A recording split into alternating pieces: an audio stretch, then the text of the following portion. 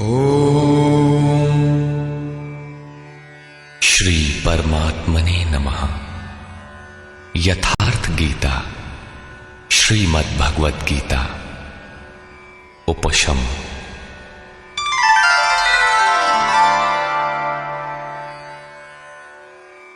इस प्रकार 1 से 18 अध्याय तक श्री गीता का कैसेट प्रसारण पूर्ण हुआ।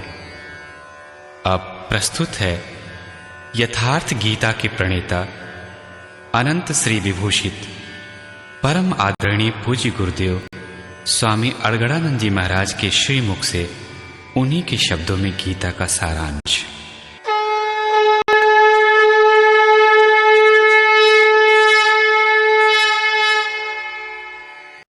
आदरणीय संपूर्ण धराधाम के निवासियों, परम श्रेय शाश्वत शांति के स्रोत श्री गीता के मूल प्रश्नों पर विचार।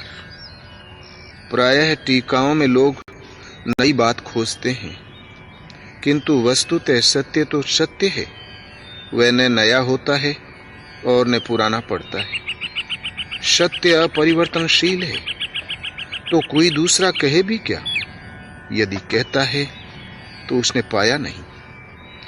प्रत्येक महापुरुष यदि चलकर उस लक्ष्य तक पहुंच गया तो एक ही बात कहेगा। वह समाज के बीच दरार नहीं डाल सकता। यदि डालता है तो सिद्ध है उसने पाया नहीं। श्री कृष्ण भी उसी सत्य को कहते हैं जो पूर्व मनुष्यों ने देखा था, पाया था, और भविष्य में होने वाले महापुरुष भी यदि पाते हैं तो यही कहेंगे। महापुरुष और उनकी कार्य प्रणाली। महापुरुष दुनिया में सत्य के नाम पर फैली और सत्य सी प्रतीत होने वाली कुरीतियों का शमन करके कल्याण का पथ प्रशस्त कर देते हैं। ये पथ भी दुनिया में पहले से रहता है, किंतु उसी के समांतर उसी की तरह भासने वाले अनेक पथ प्रचलित हो जाते हैं। उनमें से सत्य को छांटना कठिन हो जाता है कि वस्तुतः सत्य है क्या। महापुरुष सत्य स्थित होने से उनमें सत्य की पहचान करते हैं, उसे निश्चित करते हैं और उस सत्य की ओर अभिमुख होने के लिए समाज को प्रेरित करते हैं। यही राम ने किया, महावीर ने किया, यही महात्मा बुद्ध ने किया, यही ईसा ने किया और यही प्रयास मोहम्मद ने किया। कबीर, गुरु नानक इत्यादि सब ने यही किया। महापुरुष जब दुनिया से उठ जाता है तो पीछे के लोग उसके बताए मार्ग पर न चलकर उसके जन्म स्थल, मृत्यु स्थल और उन स्थलों को पूजने लगते हैं जहां वे गए थे। क्रमशः वे उनकी मूर्ति बनाकर पूजने लगते हैं। यद्यपि आरंभ में वे उनकी स्मृति ही संजोते हैं, किंतु कालांतर में भ्रम में पड़ जाते हैं और वही भ्रम रूढ़ी का रूप ले लेता है। योगेश्वर श्री कृष्ण ने भी तत्सामयिक समाज में सत्य के नाम पर पनपे हुए रीति रिवाजों का खंडन करके समाज को प्रशस्त पथ पर खड़ा कर दिया। अध्याय 2:16 में उन्होंने कहा, अर्जुन, असत वस्तु का तो अस्तित्व नहीं है और सत का तीनों कालों में अभाव नहीं है। भगवान होने के कारण ये मैं अपनी ओर से नहीं कह रहा हूं, बल्कि इनका अंतर तत्वदर्शियों ने देखा और वही मैं कहने जा रहा हूं। 13वें अध्याय में उन्होंने क्षेत्रज्ञ का वर्णन उसी प्रकार किया जो ऋषि भीर बहुधा गीतम ऋषियों द्वारा प्राय गाया जा चुका था। 18वें अध्याय में त्याग और संन्यास का तत्व बताते हुए उन्होंने 4 मतों में से एक का चयन किया और उसे अपना समर्थन दिया। संन्यास। कृष्ण काल में अग्नि को न छूने वाले तथा चिंतन का भी त्याग करके अपने को योगी सन्यासी कहने वालों का संप्रदाय भी पनप रहा था। उसका खंडन करते हुए उन्होंने स्पष्ट किया कि ज्ञान मार्ग तथा भक्ति मार्ग दोनों में से किसी भी मार्ग के अनुसार कर्म को त्यागने का विधान नहीं। कर्म तो करना ही होगा। कर्म करते करते साधना इतनी सूक्ष्म हो जाती है कि सर्व संकल्पों का अभाव हो जाता है। वह पूर्ण संन्यास है।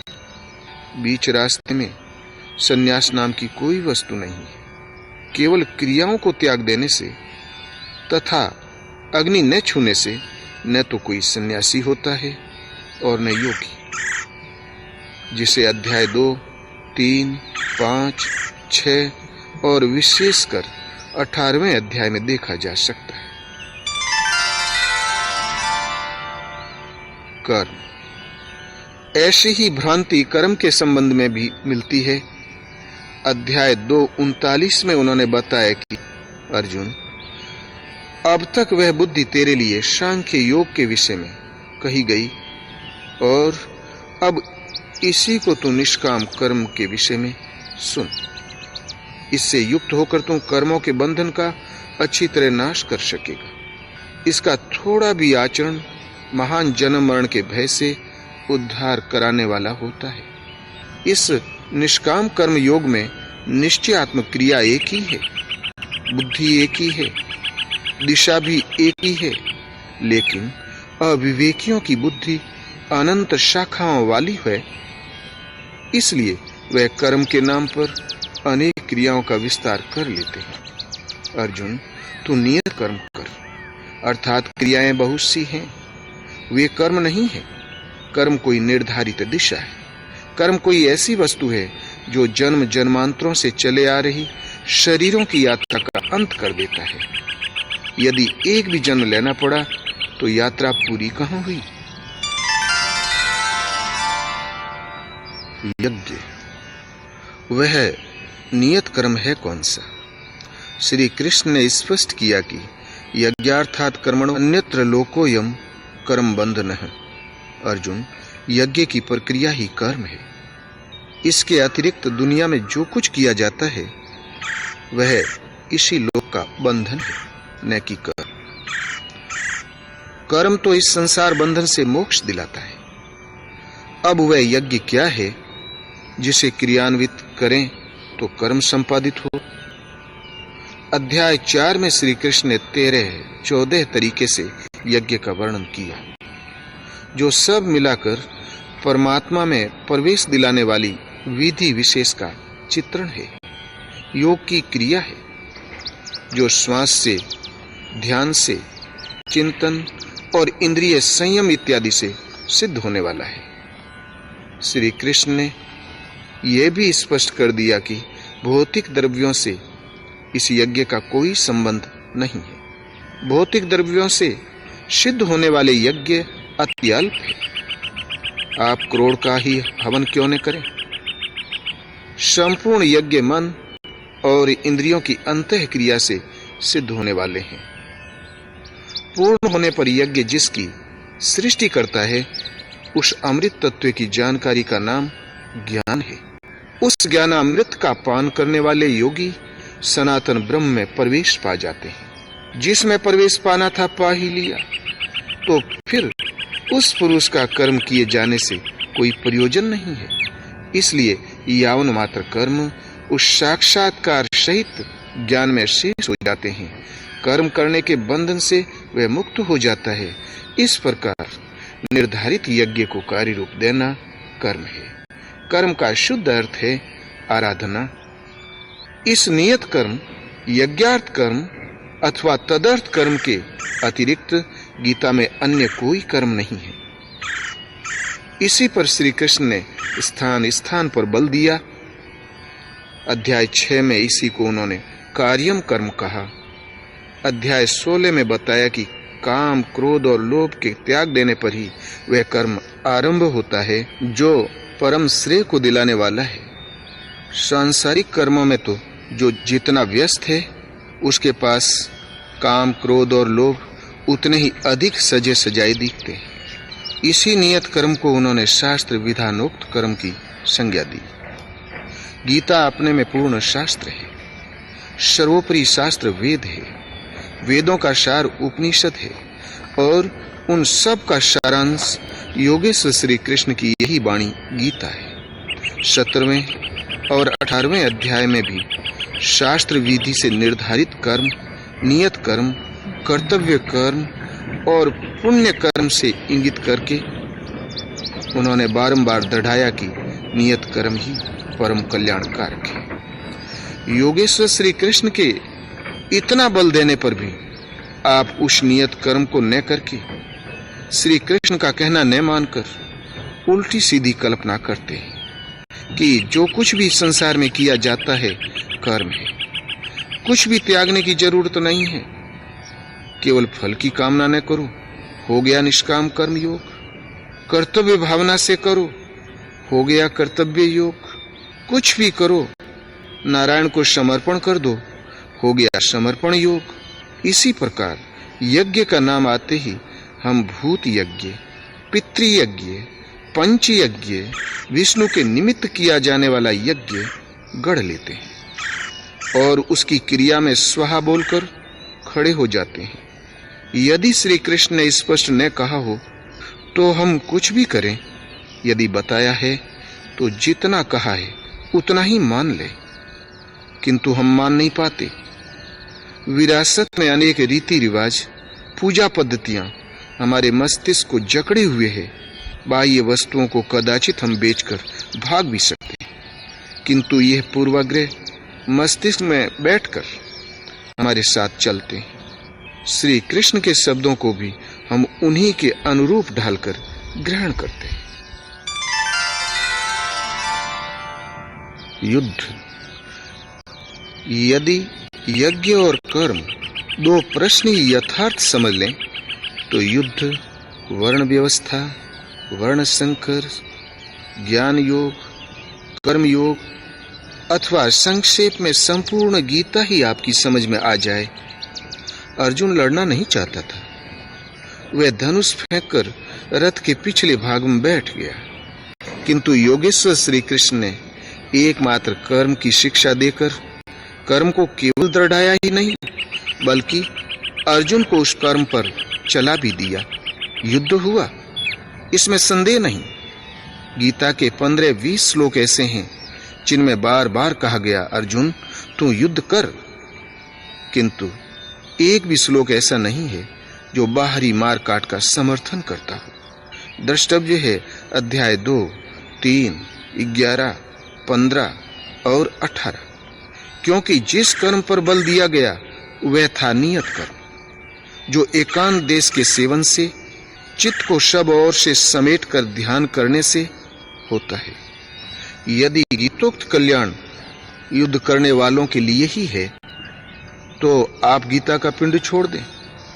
आपके समक्ष अर्जुन जैसे युद्ध की कोई परिस्थिति तो है नहीं। वस्तुतः तब भी वह परिस्थिति विद्यमान थी और आज भी ज्यों की त्यों है।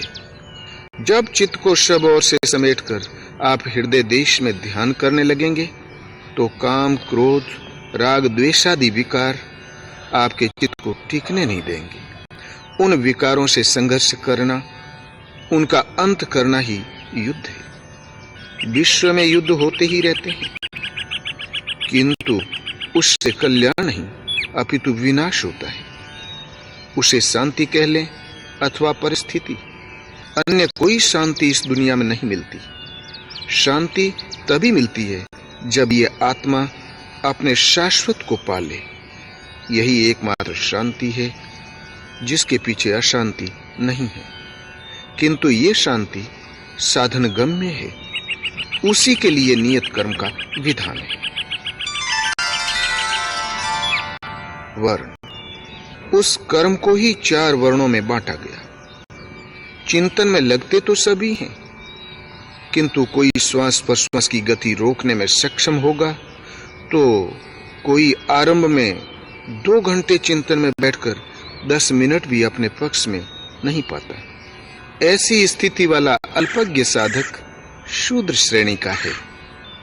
वह अपनी स्वाभाविक क्षमता के अनुसार परिचर्या से ही कर्म आरंभ करे।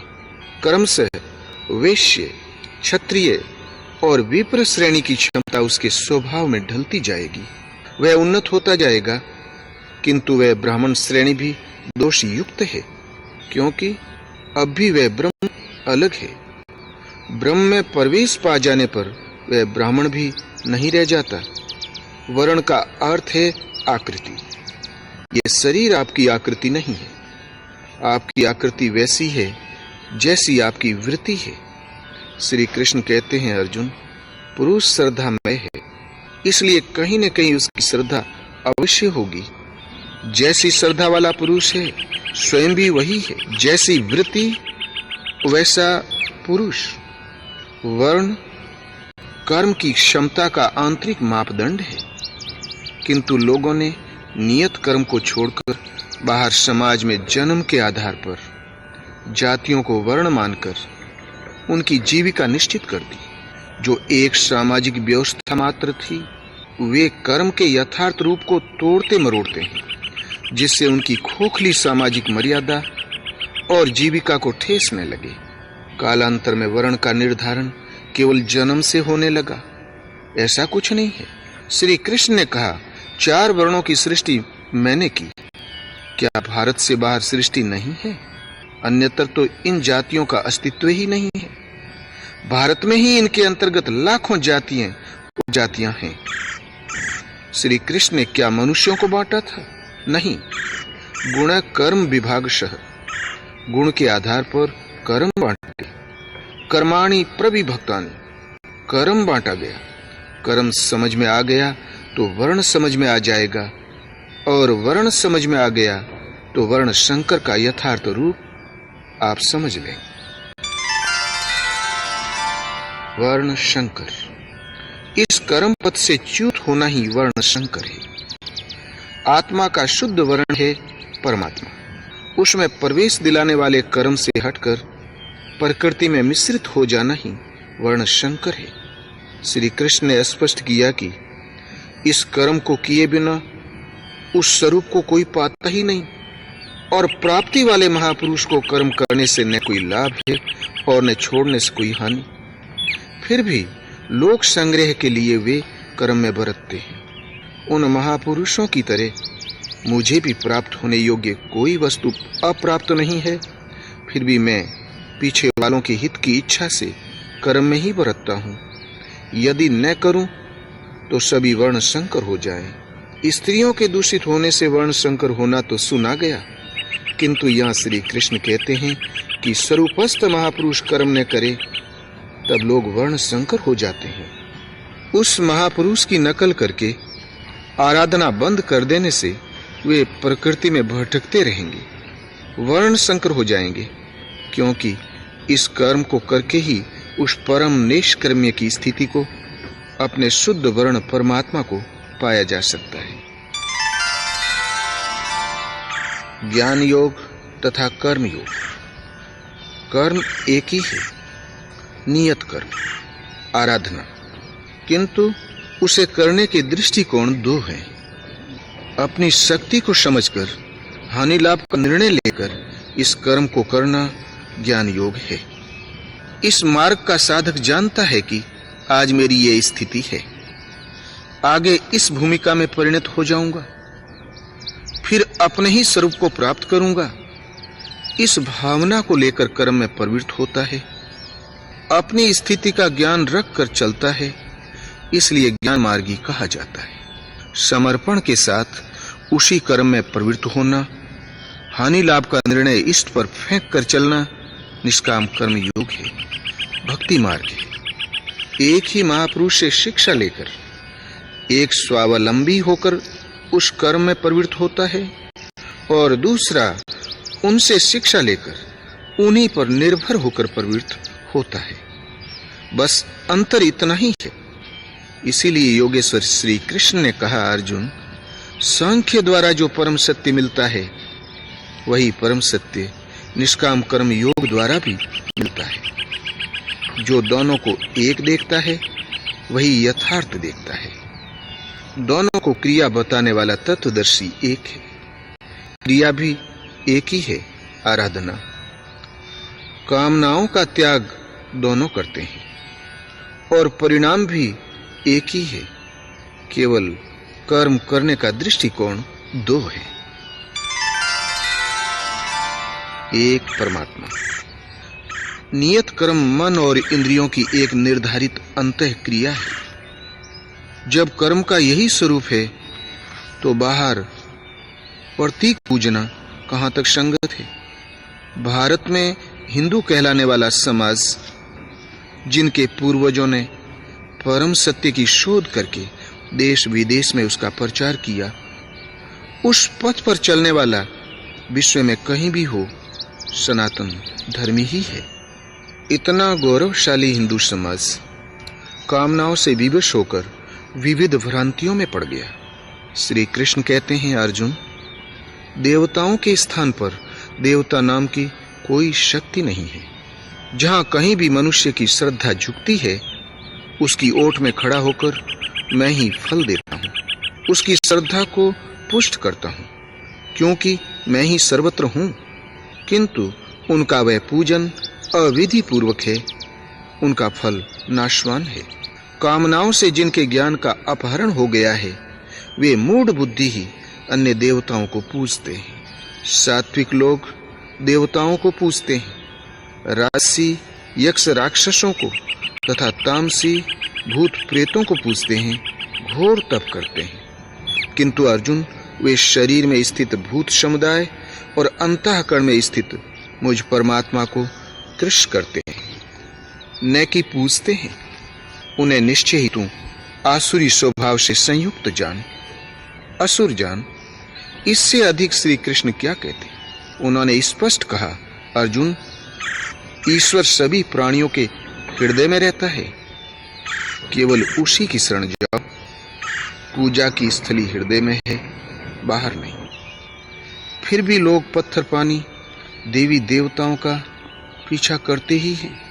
उन्हीं के साथ श्री कृष्ण की भी एक प्रतिमा बढ़ा लेते हैं। श्री कृष्ण की ही साधना पर बल देने वाले तथा जीवन भर मूर्ति पूजा का खंडन करने वाले बुद्ध की भी मूर्ति उनके अनुयायियों ने बना ली और लगे पूजा करने, दीप दिखाने।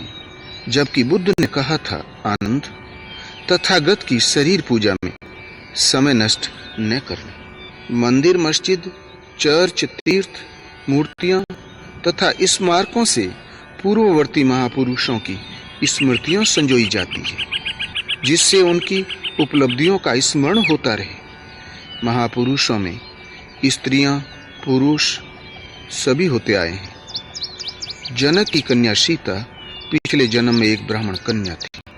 अपने पिता की प्रेरणा से पर ब्रह्म को पाने के लिए उसने तपस्या की, किंतु सफल न हो सकी।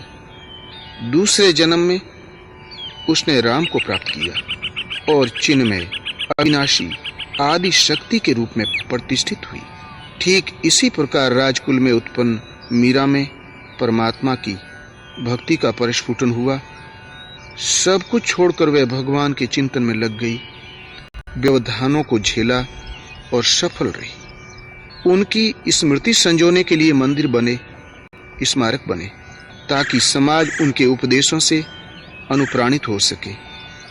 मीरा, सीता अथवा इस पक्ष का शोध करता प्रत्येक महापुरुष हमारा आदर्श है।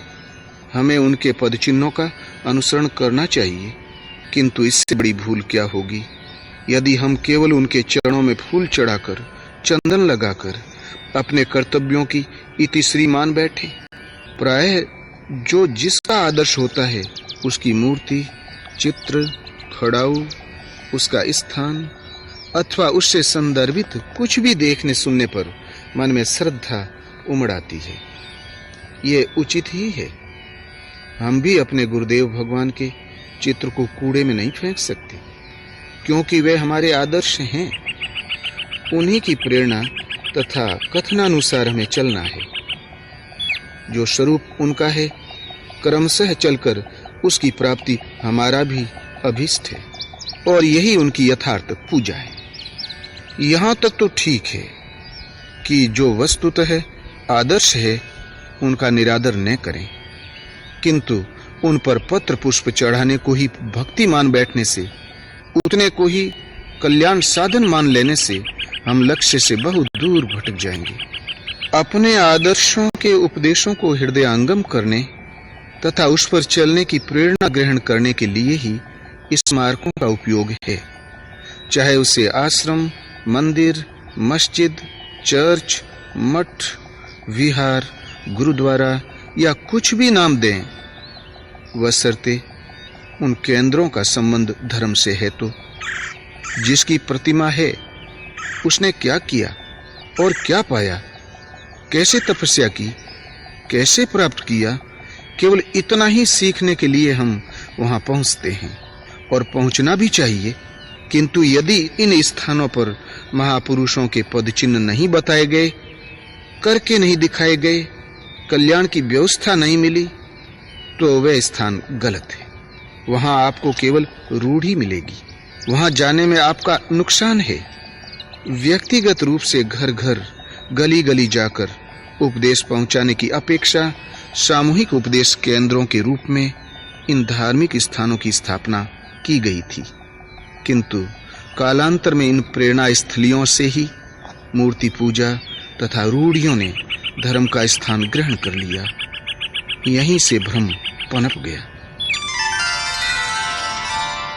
ग्रंथ। इसी प्रकार पुस्तकों का अध्ययन आवश्यक है, जिससे आप उस निर्दिष्ट क्रिया को समझ सकें जिसे योगेश्वर श्री कृष्ण ने नियत कर्म कहा है, और जब समझ में आ जाए तो तुरंत करने में लग जाएं। विस्मृत होने लगें तो पुनः अध्ययन कर लें। ये नहीं कि पुस्तक को हाथ जोड़कर केवल अक्षत चंदन छिड़कर ही रख दें। पुस्तक मार्ग निर्देशक चिन्ह है जो पूर्ति पर्यंत साथ देती है। देखते हुए आगे बढ़ते चलें अपने गंतव्य की ओर। जब इष्ट को हृदय से पकड़ लेंगे तो वह इष्ट ही पुस्तक बन जाएगा। अतः स्मृति संजोना हानिकारक नहीं है, किंतु इन स्मृति चिन्हों की पूजा से ही संतुष्ट हो जाना हानिकारक है। धर्म। अध्याय 2, 16 और 29। योगेश्वर श्री कृष्ण के अनुसार असत वस्तु का अस्तित्व नहीं है और सत का कभी अभाव नहीं है। परमात्मा ही सत्य है, शाश्वत है, अजर अमर, अपरिवर्तनशील और सनातन है। किंतु वह परमात्मा अचिंत्य और अगोचर है, चित्त की तरंगों से परे है। अब चित्त का निरोध कैसे हो? चित्त का निरोध करके उस परमात्मा को पाने की विधि विशेष का नाम कर्म है। इस कर्म को कार्य रूप देना ही धर्म है, दायित्व है। गीता अध्याय 2:40 में है कि अर्जुन, इस कर्म योग में आरंभ का नाश नहीं है। इस कर्म रूपी धर्म का किंचित मात्र साधन जन्म मृत्यु के महान भय से उद्धार करने वाला होता है। अर्थात इस कर्म को कार्य रूप देना ही धर्म है। इस नियत कर्म साधन पथ को साधक के स्वभाव में उपलब्ध क्षमता के अनुसार 4 भागों में बांटा गया है। कर्म को समझकर मनुष्य जब आरंभ करता है, उस आरंभिक अवस्था में वह शूद्र है। कर्मशः विधि पकड़ में आई तो वही वैश्य है। प्रकृति के संघर्ष को झेलने की क्षमता और शौर्य आने पर वही व्यक्ति क्षत्रिय और ब्रह्म के तद्रूप होने की क्षमता, ज्ञान, वास्तविक जानकारी, विज्ञान, ईश्वरीय वाणी का मिलना, उस अस्तित्व पर निर्भर रहने की क्षमता, ऐसी योग्यताओं के आने पर वही ब्राह्मण है। इसीलिए योगेश्वर श्री कृष्ण गीता अध्याय 18, 46-47 में कहते हैं कि स्वभाव में पाई जाने वाली क्षमता के अनुसार कर्म में लगना स्वधर्म है। हल्का होने पर भी स्वभाव से उपलब्ध स्वधर्म श्रेयतर है और क्षमता अर्जित किए बिना ही दूसरों के उन्नत कर्म का परिपालन भी हानिकारक है। स्वधर्म में मरना भी श्रेयस्कर है, क्योंकि वस्त्र बदलने में बदलने वाला तो बदल नहीं जाता। उसके साधन का क्रम वहीं से पुनः आरंभ हो जाएगा जहां से छूटा था। सोपान सह चलकर वह परम सिद्धि अविनाशी पद को पालेगा। इसी पर पुनः बल देते हैं कि जिस परमात्मा से सभी प्राणियों की उत्पत्ति हुई है, जो सर्वत्र व्याप्त है, स्वभाव से उत्पन्न हुई क्षमता के अनुसार उसे भली भांति पूजकर मानव परम सिद्धि को प्राप्त हो जाता है। अर्थात निश्चित विधि से एक परमात्मा का चिंतन ही धर्म है। धर्म में प्रवेश किसको है? इसे करने का अधिकार किसे है? इसे स्पष्ट करते हुए योगेश्वर ने बताया कि अर्जुन, अत्यंत दुराचारी भी यदि अनन्य भाव से मुझे भजता है, अनन्य अर्थात अन्य न, मुझे छोड़कर अन्य किसी को भी न भजकर केवल मुझे भजता है, तो क्षिप्रम भवति धर्मात्मा, वह शीघ्र ही धर्मात्मा हो जाता है। उसकी आत्मा धर्म से संयुक्त हो जाती है। अतः श्री कृष्ण के अनुसार धर्मात्मा वह है जो एक परमात्मा में अनन्य निष्ठा से लग गया है। धर्मात्मा वह है जो एक परमात्मा की प्राप्ति के लिए नियत कर्म का आचरण करता है। धर्मात्मा वह है जो स्वभाव से नियत क्षमता के अनुसार परमात्मा की शोध में संलग्न है। अंत में कहते हैं कि सर्वधर्मान परित्यज्य मामेकम शरणं व्रज। अर्जुन, सारे धर्मों की चिंता छोड़कर एक मेरी शरण में हो जा। अतः एक परमात्मा के प्रति समर्पित व्यक्ति ही धार्मिक है। एक परमात्मा में श्रद्धा स्थिर करना ही धर्म है। उस एक परमात्मा की प्राप्ति की निश्चित क्रिया को करना धर्म है। इस स्थिति को प्राप्त महापुरुष, आत्मतृप्त महापुरुषों का सिद्धांत ही सृष्टि में एकमात्र धर्म है। उनकी शरण में जाना चाहिए कि उन महापुरुषों ने कैसे उस परमात्मा को पाया, किस मार्ग से चले। वह मार्ग सदा एक ही है। उस मार्ग से चलना धर्म है। धर्म मनुष्य के आचरण की वस्तु है। वह आचरण केवल एक है। व्यवसायत्मिका बुद्धि ही रेके है कुरुनंदन 2:41। इस कर्म योग में निश्चयात्मक क्रिया एक ही है। इंद्रियों की चेष्टा और मन के व्यापार को संयमित कर आत्मा में प्रातपर ब्रह्म में प्रवाहित करना। धर्मांतरण।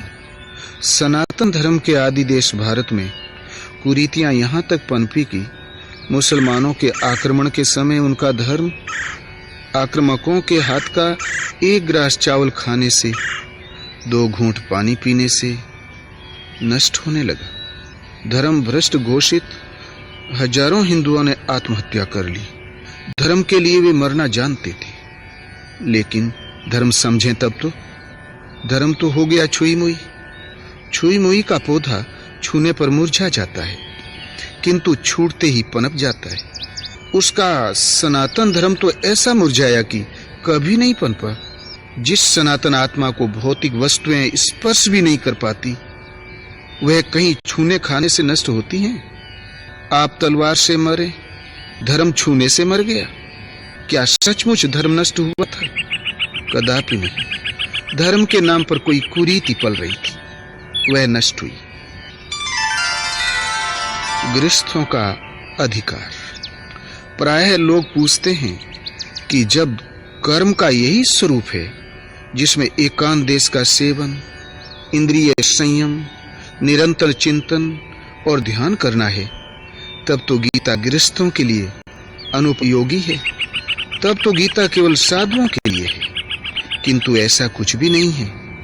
गीता मूलतः उनके लिए है जो इस पथ का पथिक है, और अंशतः उसके लिए भी है जो इस पथ का पथिक बनना चाहता है। गीता मानव मात्र के लिए समान आशय रखती है। सदगृहस्थों के लिए तो इसका विशेष उपयोग है, क्योंकि वहीं से कर्म आरंभ होता है। श्री कृष्ण ने कहा था, अर्जुन, इस निष्काम कर्म योग में आरंभ का भी नाश नहीं होता। इसका थोड़ा भी साधन जन्म मरण के महान भय से उद्धार करने वाला होता है। आप ही बताएं, थोड़ा साधन कौन करेगा? गृहस्थ अथवा विरक्त? गृहस्थ ही इसके लिए थोड़ा समय देगा। यह उसके लिए ही है।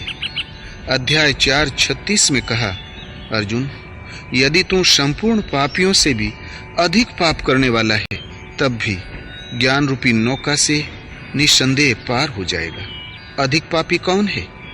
जो अनवरत लगा है वह, अथवा जो अभी लगना चाहता है? अतः सदगृहस्थ आश्रम से ही कर्म का आरंभ है। अध्याय 6 37-45। अर्जुन ने पूछा, भगवान, शिथिल प्रयत्न वाला श्रद्धावान पुरुष परम गति को न पाकर किस दुर्गति को प्राप्त होता है? श्री कृष्ण ने कहा, अर्जुन, योग से चलायमान हुए शिथिल प्रयत्न वाले पुरुष का कभी विनाश नहीं होता। वह योग भ्रष्ट श्रीमानो शुचि नाम श्रीमताम गे शुद्ध सत्य आचरण वालों के यहाँ जन्म लेकर योगी कुल में प्रवेश पा जाता है, साधन की ओर आकर्षित होता है और अनेक जन्मों में चलकर वहीं पहुंच जाता है जिसका नाम परम गति अर्थात परम धाम है। यह शिथिल प्रयत्न कौन करता है? योग भ्रष्ट होकर वह कहाँ जन्म लेता है? वह गृहस्थ ही तो बना, वहीं से वह साधनों उन्मुख होता है। अध्याय 9:30 में उन्होंने कहा कि अत्यंत दुराचारी भी यदि अनन्य भाव से मुझे भजने लगे तो वह साधु ही है, क्योंकि वह निश्चय के साथ सही रास्ते पर लग गया है। अत्यंत दुराचारी कौन होगा? जो भजन में प्रवृत्त हो गया वह, अथवा वह जिसने अभी आरंभ ही नहीं किया। अध्याय 9:32 में कहा, स्त्री, वेश्य, शूद्र तथा पाप योनि वाले ही क्यों न हो, मेरे आश्रित होकर साधन करने से परम गति पाते हैं। हिंदू हो, ईसाई हो, मुसलमान हो, श्री कृष्ण ऐसा कुछ नहीं कहते। अत्यंत दुराचारी पातकी ही क्यों न हो, मेरी शरण होकर परम गति पाते हैं। अतः गीता मानव मात्र के लिए है। सदगृहस्थ आश्रम से ही इस कर्म का आरंभ है। कर्मशः वही सदगृहस्थ योगी बनता है, पूर्ण त्यागी हो जाता है और तत्व का दिग्दर्शन कर परम में प्रवेश पा जाता है, जिसे श्री कृष्ण ने कहा कि ज्ञानी मेरा स्वरूप है। स्त्री, गीता के अनुसार शरीर एक वस्त्र है। जैसे पुराने वस्त्र को त्याग कर मनुष्य नया वस्त्र धारण कर लेता है, ठीक इसी प्रकार भूतादिकों का स्वामी आत्मा इस शरीर रूपी वस्त्र को त्याग कर दूसरा शरीर वस्त्र धारण कर लेता है। आप पिंड रूप में स्त्री हो या पुरुष, ये वस्त्र के आकार हैं। संसार में पुरुष दो प्रकार का है, क्षर और अक्षर। समस्त प्राणियों का शरीर क्षर पुरुष अथवा परिवर्तनशील पुरुष है और मन सहित इंद्रियां जब कुटस्थ हो जाती है तब वही अक्षर पुरुष है। उसका कभी विनाश नहीं होता। यह भजन की अवस्था है। स्त्रियों के प्रति कभी सम्मान तो कभी अपमान की भावना समाज में बनी ही रहती है, किंतु गीता की अपौरुषेय वाणी में यह है कि शूद्र, अल्पज्ञ, वेश्य, विधि प्राप्त, स्त्री, पुरुष कोई क्यों न हो, मेरी शरण आकर परम गति को प्राप्त होता है। अतः इस कल्याण पथ में स्त्रियों का वही स्थान है जो एक पुरुष का है। भौतिक समृद्धि। गीता परम कल्याण तो देती है, साथ ही मनुष्यों के लिए आवश्यक भौतिक वस्तुओं का भी विधान करती है।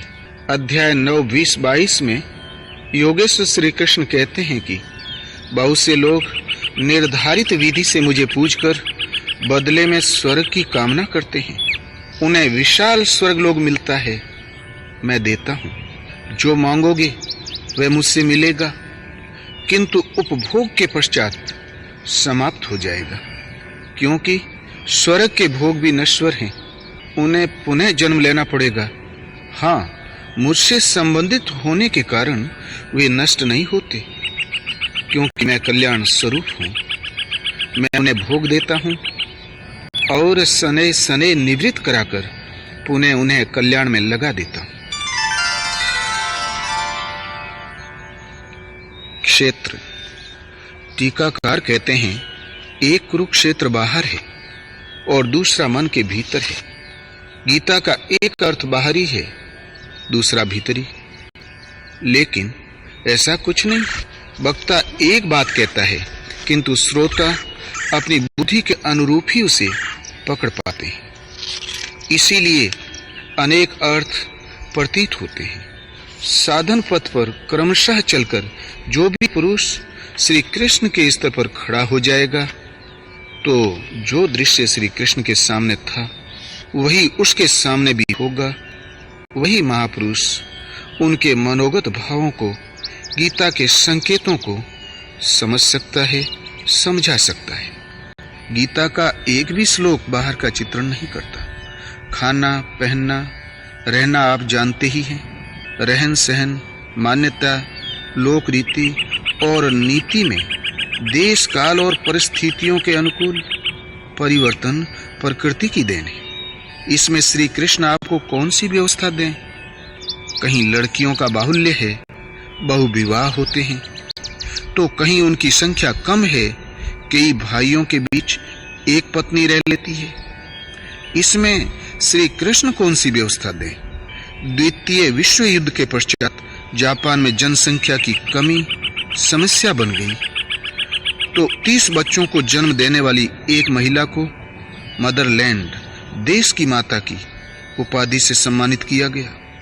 वैदिक कालीन भारत में पहले 10 संतान उत्पन्न करने का विधान था। अब 1 या 2 बच्चे होते हैं घर में अच्छे, नारा लग रहा है। कदाचित वे न रहें तो देश के लिए चिंता का विषय नहीं, समस्या का हल ही होता है। श्री कृष्ण इसमें कौन सी व्यवस्था दे? श्रेय, काम, क्रोध, लोभ, मोह के कहीं स्कूल नहीं खुले हैं, फिर भी इन विकारों में लड़के बड़े तथा सयानों से कहीं अधिक प्रवीण निकलते हैं। इसमें श्री कृष्ण क्या शिक्षा दें? ये सब तो प्रकृति द्वारा स्वचालित है। कभी वेद पढ़ाए जाते थे, धनुर्वेद, गदा युद्ध सिखाया जाता था। आज इन्हें कौन सीखता है? आज तो पिस्टल चला रहे हैं, स्वचालित यंत्रों का युग है। कभी रथ संचालन सीखना पड़ता था, घोड़ों की सफाई करनी पड़ती थी, आज मोटरों का तेल साफ किया जाता है। इसमें श्री कृष्ण क्या बताएं? कह दें कि घोड़ों को ऐसे नहलाओ। बाहर आपको कैसी व्यवस्था दें? पहले स्वाहा बोलने से वर्षा होती थी, अब उपकरणों से वर्षा कर लेते हैं। पहले फसल वर्षा पर आश्रित थी, आज मन चाही फसल लेने लगे हैं। योगेश्वर श्री कृष्ण कहते हैं कि प्रकृति से उत्पन्न गुणों द्वारा परवश होकर मनुष्य परिस्थिति के अनुसार ढलता ही रहता है। गुण स्वतः उन्हें ढालने में सक्षम है। भौतिक शास्त्र, समाज शास्त्र, शिक्षा शास्त्र, अर्थशास्त्र, तर्कशास्त्र वे गढ़ता ही रहता है। एक ही वस्तु ऐसी है जो मनुष्य नहीं जानता, नहीं पहचानता, जो है तो उसी के पास किंतु उसे विस्मृत है। गीता सुनकर अर्जुन की वही स्मृति लौट आई थी। वह स्मृति है परमात्मा की, जो हृदय देश में होकर भी उससे बहुत दूर है। उसी को मनुष्य पाना चाहता है किंतु रास्ता नहीं पाता। केवल कल्याण पथ से ही मनुष्य अनभिज्ञ है। मोह का आवरण इतना घना है कि उधर सोचने का समय ही नहीं मिलता। उन महापुरुष ने आपके लिए समय दिया है, उस कर्म को स्पष्ट किया है जिसे करने का निर्देश गीता में है। गीता मुख्यतः यही देती है। भौतिक वस्तुएं भी उससे मिलती है, किंतु श्रेय की तुलना में प्रेय नगण्य है। योग प्रदाता योगेश्वर श्री कृष्ण के अनुसार कल्याण पथ की जानकारी, उसका साधन और उसकी प्राप्ति सद्गुरु से होती है। इधर उधर तीर्थों में बहुत भटकने या बहुत परिश्रम से यह तब तक नहीं मिलता जब तक किसी संत द्वारा न प्राप्त किया जाए। अध्याय 3:34 में श्री कृष्ण ने कहा, अर्जुन, तू किसी तत्वदर्शी महापुरुष के पास जाकर भली प्रकार दंड प्रणाम कर, निष्कपट भाव से सेवा करके, प्रश्न करके उस ज्ञान को प्राप्त कर। प्राप्ति का एकमात्र उपाय है किसी महापुरुष का सानिध्य और उनकी सेवा। उनके अनुसार चलकर योग की संसिद्धि काल में पाएगा। अध्याय 18 में उन्होंने बताया कि परिज्ञाता अर्थात तत्वदर्शी महापुरुष, ज्ञान अर्थात जानने की विधि, ज्ञेय, परमात्मा, तीनों कर्म के प्रेरक है। अतः श्री कृष्ण के अनुसार महापुरुष ही कर्म के माध्यम है, न कि केवल पुस्तक। किताब तो एक नुस्खा है। नुस्खा रटने से कोई निरोग नहीं होता, बल्कि उसे अमल में लाना है। नरक अध्याय 16 में आसुरी संपद का वर्णन करते हुए योगेश्वर श्री कृष्ण ने बताया कि अनेक प्रकार से भ्रमित चित्त वाले, मोह में फंसे आसुरी स्वभाव वाले मनुष्य अपवित्र नरक में गिरते हैं। प्रश्न स्वाभाविक है कि नरक है कैसा और किसे कहते हैं। इसी क्रम में स्पष्ट करते हैं कि मुझसे द्वेष रखने वाले नराधमों को मैं बारंबार आसुरी योनियों में गिराता हूँ, अजस्र आसुरी योनियों में गिराता हूँ। यही नरक है। इस नरक का द्वार क्या है? उन्होंने बताया कि काम, क्रोध और लोभ नरक के 3 द्वार हैं, जिनमें आसुरी संपद गठित होती है। अतः बारंबार कीट, पतंग, पशु इत्यादि योनियों में आना ही नरक है। पिंडदान। प्रथम अध्याय में विषादग्रस्त अर्जुन को आशंका थी कि युद्ध जनित नरसंहार से पितरलोग पिंडदान और अर्पण से वंचित हो जाएंगे, पितर गिर जाएंगे। इस पर भगवान श्री कृष्ण ने कहा कि अर्जुन, तुझे यह अज्ञान कहां से हो गया? पिंडोदक क्रिया को योगेश्वर ने अज्ञान कहा और बताया कि जिस प्रकार जीर्ण शीर्ण वस्त्र को त्याग कर मनुष्य नया वस्त्र धारण कर लेता है, ठीक इसी प्रकार यह आत्मा जीर्ण शरीर को छोड़कर तत्काल शरीर रूपी नवीन वस्त्र को ग्रहण कर लेता है। यहाँ शरीर मात्र एक वस्त्र है, और जब आत्मा ने केवल वस्त्र बदला, वह मरा नहीं, नश्वर शरीर को ही बदला है, उसकी व्यवस्थाएं पूर्ववत है, तो इस भोजन, पिंडदान, आसन, शैया, सवारी, आवास या जल इत्यादि से किसे तृप्त किया जाता है? यही कारण है कि योगेश्वर ने इसे अज्ञान कहा। अध्याय 15-7 में इसी पर बल देते हुए कहते हैं कि यह आत्मा मेरा सनातन अंश है, स्वरूप है, और मन सहित 5 इंद्रियों के कार्यकलाप जन्य संस्कार को लेकर दूसरे शरीर को धारण कर लेती है, और मन सहित खट इंद्रियों के द्वारा अगले शरीर में विषय भोगों को भोगती है। आत्मा ने जिस शरीर को धारण किया, वहां भी भोग सामग्री उपलब्ध है। फिर पिंडदान क्यों दिया जाता है? पिंडदान कैसा? इधर एक शरीर को छोड़ा, उधर दूसरे शरीर को धारण किया, वह सीधा उस शरीर में जाता है। बीच में कोई विराम नहीं, कोई स्थान नहीं। तो हजारों पीढ़ियों के पितरों का अनादि काल से पड़ा रहना और उनकी जीविका वंश परंपरा के हाथ निर्धारित करना तथा पिंजड़े के पंछी की तरह उनका रुदन पतन एक अज्ञान मात्र है। इसलिए श्री कृष्ण ने इसे अज्ञान कहा। पाप और पुण्य, इस प्रश्न पर समाज में अनेक भ्रांतियां हैं, किंतु योगेश्वर श्री कृष्ण के अनुसार रजोगुण से उत्पन्न यह काम और क्रोध भोगों से कभी तृप्त न होने वाले महान पापी है। अर्थात काम ही एकमात्र पापी है। पाप का उद्गम काम है, कामनाएं। ये कामनाएं रहती कहां हैं? श्री कृष्ण ने बताया कि इंद्रियां, मन और बुद्धि इसके वास स्थान कहे जाते हैं। जब विकार तन में नहीं मन में ही होते हैं, तो शरीर धोने से क्या होगा? श्री कृष्ण के अनुसार इस मन की शुद्धि होती है नाम जप से, ध्यान से, समकालीन किसी तत्वदर्शी महापुरुष की सेवा से, उनके प्रति समर्पण से, जिसके लिए वे 4:34 में प्रोत्साहित करते हैं कि तद विद्धि प्रणिपातेन, सेवा और प्रश्न करके उस ज्ञान को प्राप्त करो जिससे सभी पाप नष्ट हो जाते हैं।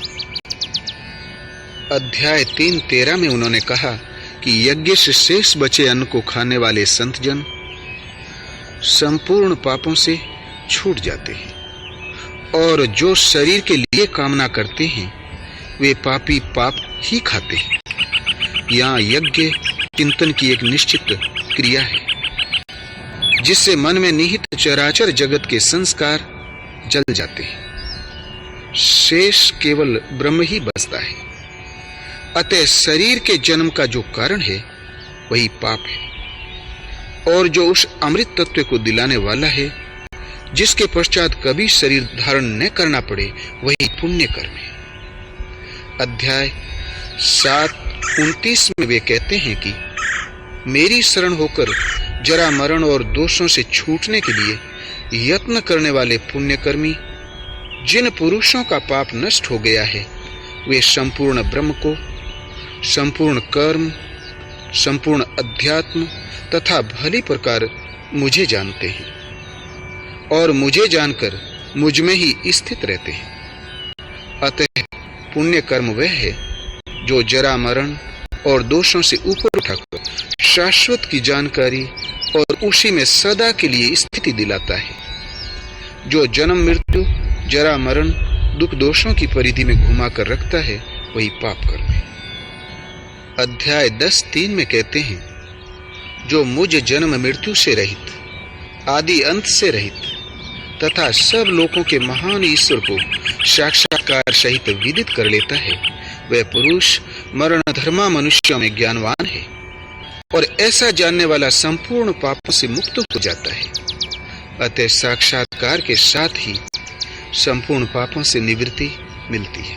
सारांशतः बार बार जन्म मृत्यु का कारण ही पाप है, और जो उससे बचाकर शाश्वत परमात्मा की ओर घुमा दे, परम शांति की प्राप्ति करा दे, वही पुण्य कर्म है। सच बोलना, केवल अपने परिश्रम का खाना, स्त्रियों में मातृभाव, ईमानदारी इत्यादि भी इस पुण्य कर्म के सहायक अंग हैं, किंतु सर्वोत्कृष्ट पुण्य है परमात्मा की प्राप्ति। जो मात्र एक परमात्मा की श्रद्धा को तोड़ता है वह पाप है और जोड़ना पुण्य। संत सब एक। गीता अध्याय 4:1 में भगवान श्री कृष्ण ने बताया कि इस अविनाशी योग को कल्प के आदि में मैंने सूर्य के प्रति कहा था, किंतु श्री कृष्ण के पूर्वकालीन इतिहास अथवा उपयोग वर्जित है, अन्यथा हम अपने लक्ष्य की जानकारी से वंचित रह जाएंगे। इसके श्रद्धा पूर्वक अध्ययन से मानव अपने कल्याण के साधन से भरपूर हो जाता है और यत् किंचित भी ग्रहण करेगा तो परम श्रेय को प्राप्त कर लेगा, क्योंकि इस ईश्वर पथ में आरंभ का कभी नाश नहीं होता। अंतिम निवेदन। गीता मानव के मूल कमियों को दूर करती है। यह 18 अध्याय गीता के 61 श्रवण से आप समझ ही जाएंगे, जिसका प्रथम पुष्प पारब्रह्म परमेश्वर की संतानों को सादर समर्पित है। आज तारीख 20/2/94।